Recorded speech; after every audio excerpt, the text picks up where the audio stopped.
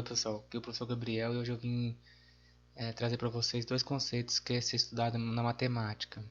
O primeiro é bissetrícia. A bissetrícia é o lugar geométrico dos pontos que equidistam. Equidistam é o que temos a distância de duas retas concorrentes. Reta concorrente é quando elas se cruzam, ou seja, tem um ponto em comum.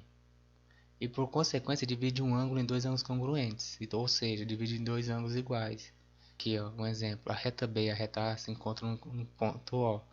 Quando isso acontece, elas se tornam retas concorrentes, ou seja, tem um ponto em comum.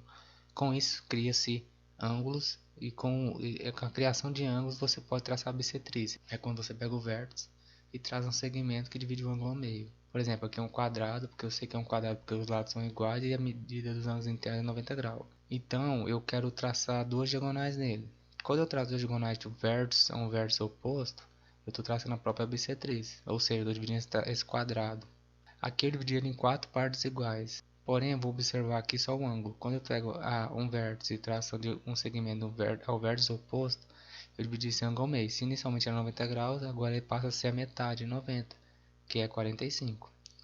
Um outro exemplo aqui, ó. Esse aqui também é um quadrado, porque os lados são iguais, né? O quadrado é o paralelogramo, cujos lados são iguais. Aqui só tem uma diagonal, ou seja, só tem um segmento do A até C, o vértice A até o vértice C. E eu sei que é bissetriz porque vai de um vértice ao vértice oposto. Então eu sei que é um quadrado, então eu sei que cada ângulo aqui, ó, cada vértice tem 90 graus. Porém aqui foi dividido ao meio, então o A e o E é de 45 e o como não foi dividido é de 90. Um outro conceito também muito importante na matemática são os ângulos internos de um triângulo. Ó, sempre que você tiver um triângulo qualquer, na geometria plana, a soma dos três ângulos internos dele sempre será 180. Então, ou seja, se eu pegar o ângulo A mais o ângulo E mais o ângulo O aqui do exemplo, somar, tem que dar 180. Mas para que eu tenho que saber isso? Por exemplo, eu posso te dar uma atividade e pedir para você achar o valor do ângulo A.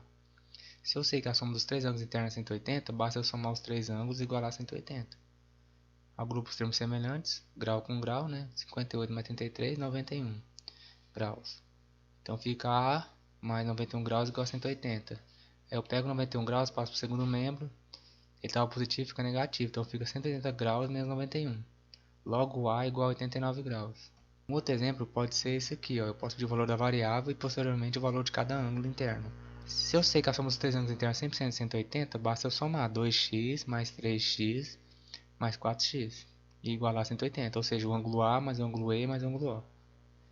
Então aqui dá para agrupar, não dá? Ó? 3 mais 2, 5 mais 4, 9, 9x igual a 180. O 9 não está multiplicando? Então passo dividindo. 180 dividido por 9, x igual a 20. Porém eu achei o valor da variável e não achei o valor do ângulo.